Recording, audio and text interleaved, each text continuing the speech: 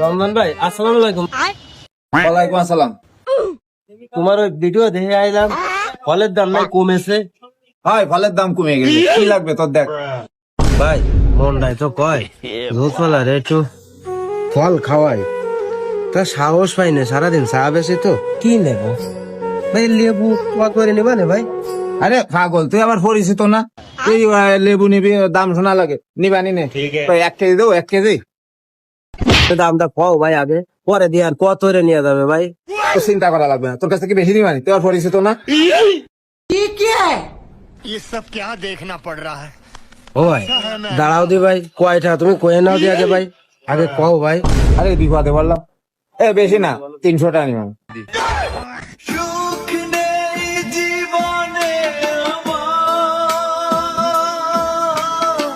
চল বাড়ি বাড়ি, সব পালা বেড়ে তোর পানি খা, তোর পানি খা।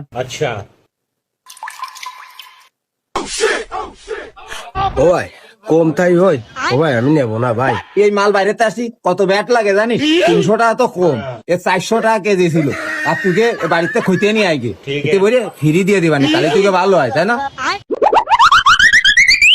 তাহলে রাগ করে না ভাই, রাগ করে না, থাক ভাই, থাক ভাই। আসলে গরিব মানুষ, কি এর এতটাই দে ফল কিনে খাবে, সময়টা চলে যাচ্ছে। এদিকে আয়, শোন। ও ভাই কি ভাই, কি আছে ভাই? আমি নেবো না কলাম না ভাই, আমি পারবো না, অতটা নেই আমার কাছে।